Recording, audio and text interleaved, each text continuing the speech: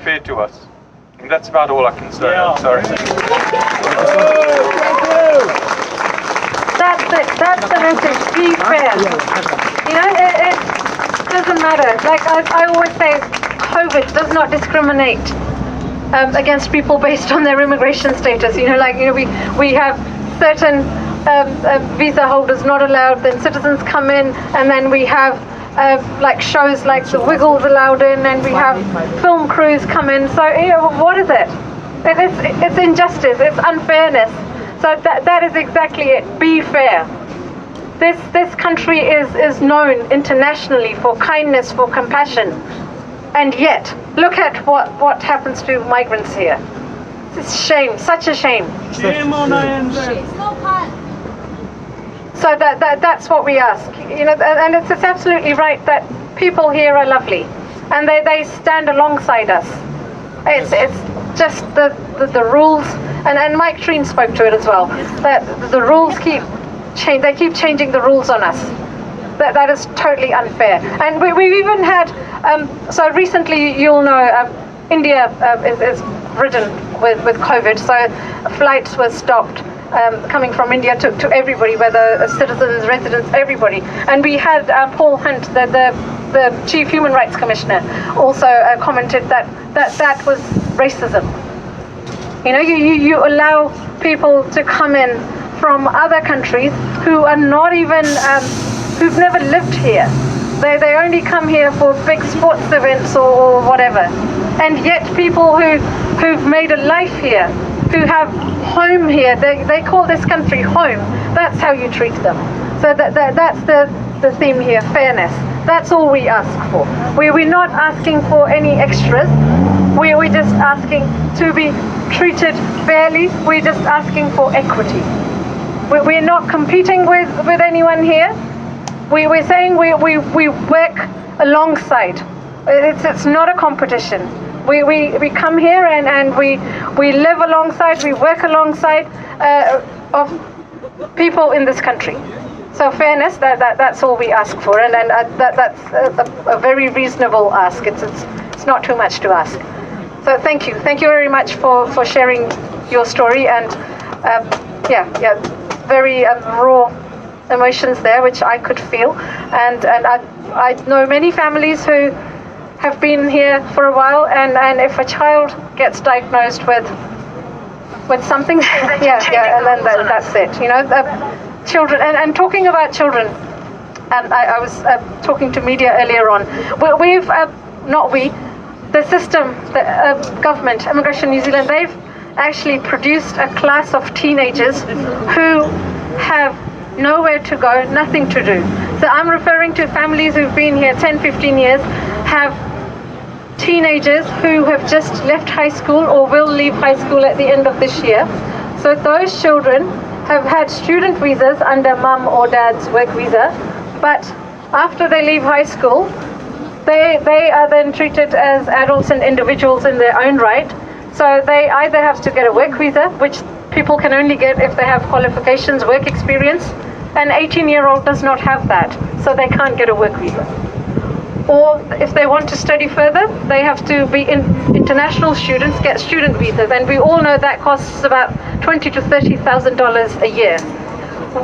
More, yeah. See, I'm out of touch. Thank you. It's more than that. So working mums and dads don't have that kind of money lying around. So all those teenagers can do is get a visitor visa to stay here lawfully with their families. So what does the government plan for those teenagers? So, you know, families are suffering in many, many ways here. It's just such a shame. And New Zealand, Aotearoa, is not that. This country does not stand for things like that. And we know the people here don't. It's just the government that needs to wake up and listen. So I would like to invite, if anyone else would like to share their story, please do. We've got Vigil with us. Vigil has been coming to nearly all the protests in the last few weeks. We've been holding protests weekly outside either Jacinda's office or other MPs' offices in other communities where we have a lot of migrants. So yeah, and Vigil is coming to Wellington as well tomorrow with us. Yes.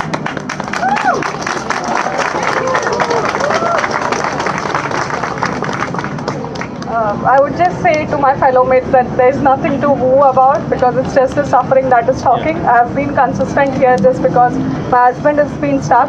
I'm currently on student visa and I came just before lockdown, like exact 3 days before lockdown. So then my husband is stuck since then, and it's been, like, you can understand, more than a year and 3 months since I've met him.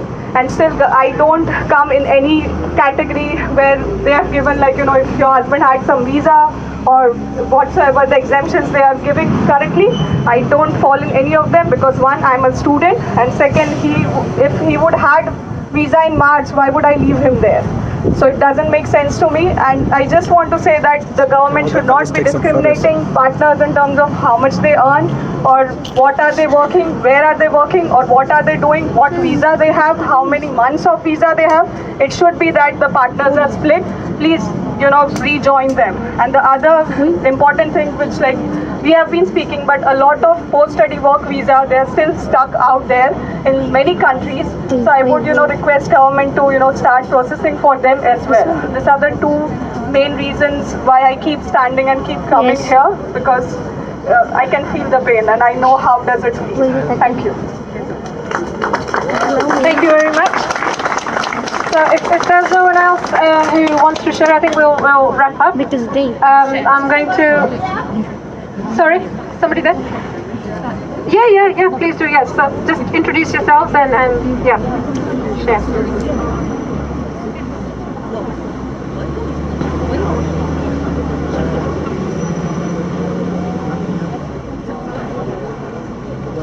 Thank you for listening us.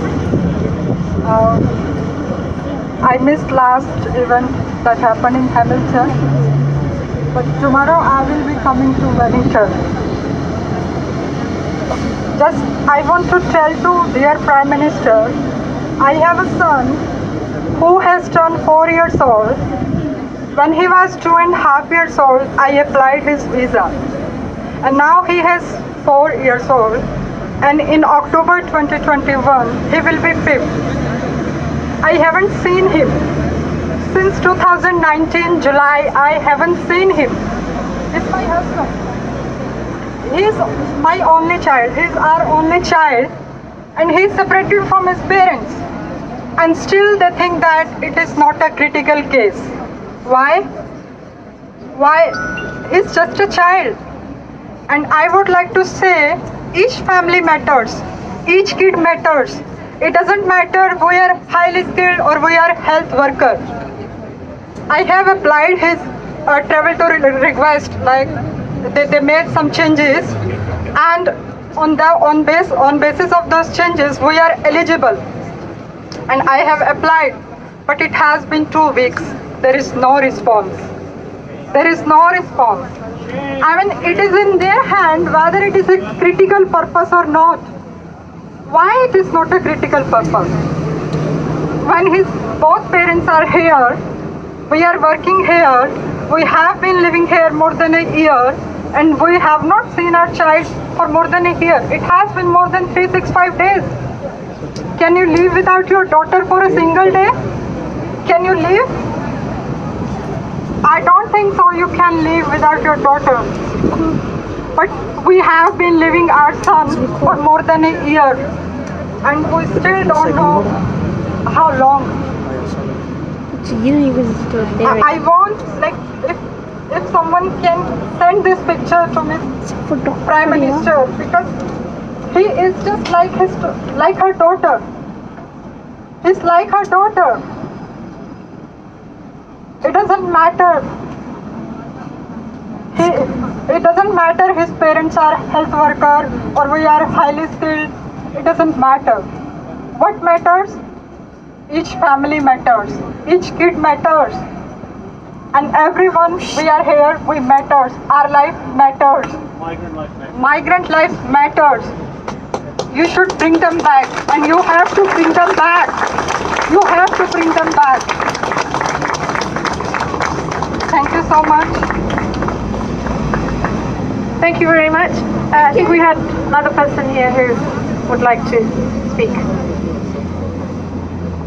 Hello everybody, can anybody hear me? Yes! Great. I used to live down in Queenstown, and because COVID I had to come here.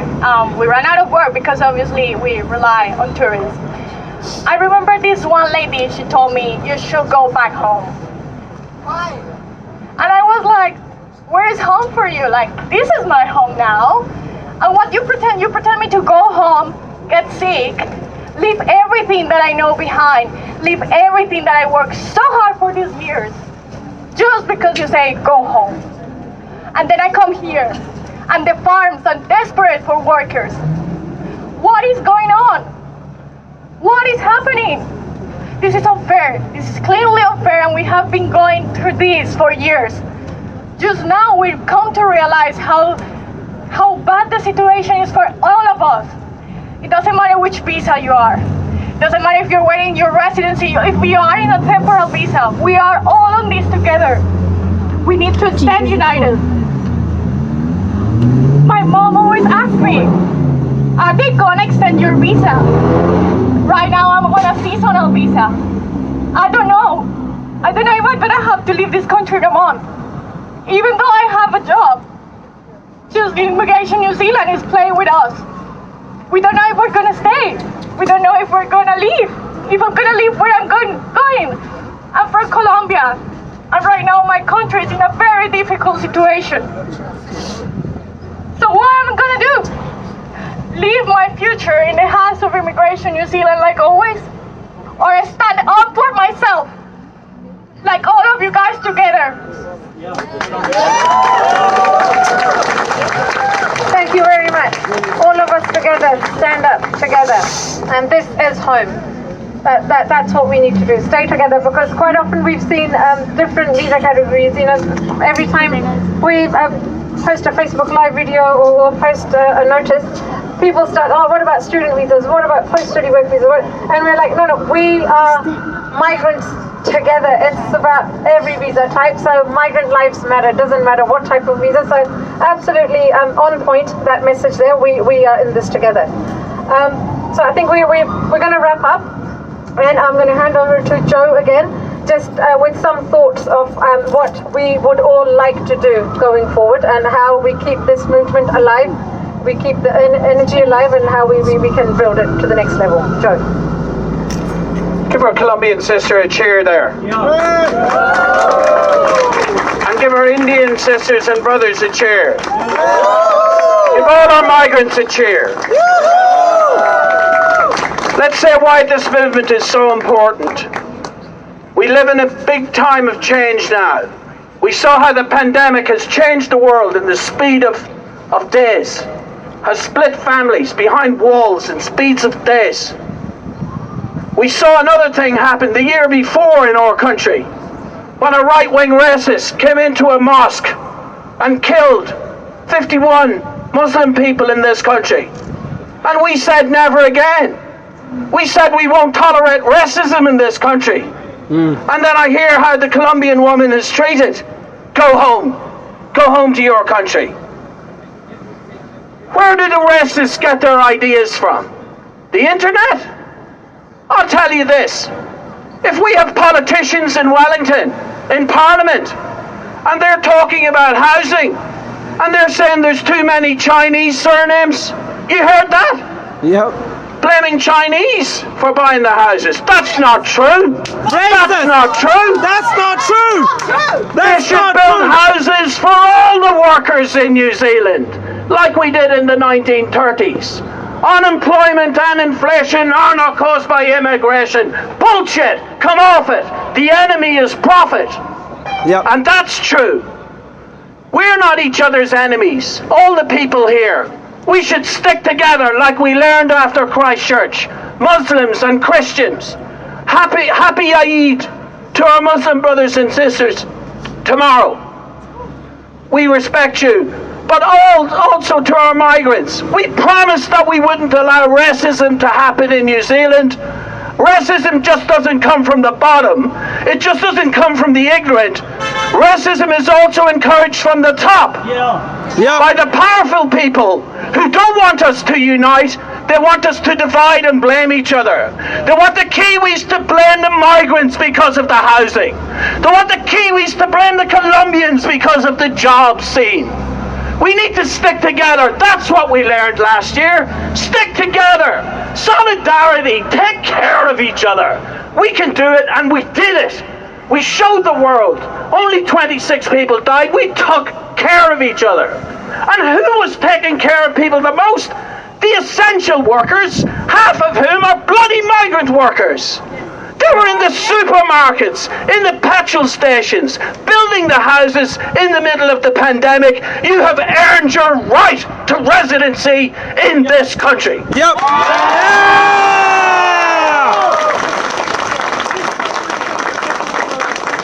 And your families have earned the right to be united in this country. After 1 year, not to see your daughter, not to see your son. I can't imagine that torture. It's torture. And even if you can't see them for another 6 months or a year, at least let people know what the time frame is. Yes? Yes. Because if you don't know the time, then it is torture. Torture. And we need to be kind. I thought that was the image that they wanted. Be kind. That's on the front of the Time magazine and the Vogue magazine and the Listener. Be kind. Then be kind to this mother. Be kind to this woman. Be kind to that man. These are the real humans that you're not being kind to. Jacinda Ardern, Chris Fafoy, Brianna, Bianchi, all of them. All of them. And tomorrow, hopefully, we will get an answer when we go to Parliament. Yes. Anna's saying that there's some news coming through now, so I'll let her tell you that news. But let me tell you that those of us who are going to Wellington tomorrow, who are spending our money, will represent you. We will take what you said here today, and we will build this movement. We will. Don't think, politicians, that you're going to see this movement go away. Hands up, everybody who will help us build the movement to build Queen Street. Right then, in 1 month's time, I want all of you to come and help. We will build the biggest march of migrants that Auckland has ever seen. We will have thousands of people from India, China, Latin America, Africa, Ireland, all over. It's not St. Patrick's Day. Even England. I love you too. It's hard, but we'll get there. But what we need to do is all of you come and see me and Anu, Bertie, Sher, Singh after this, right?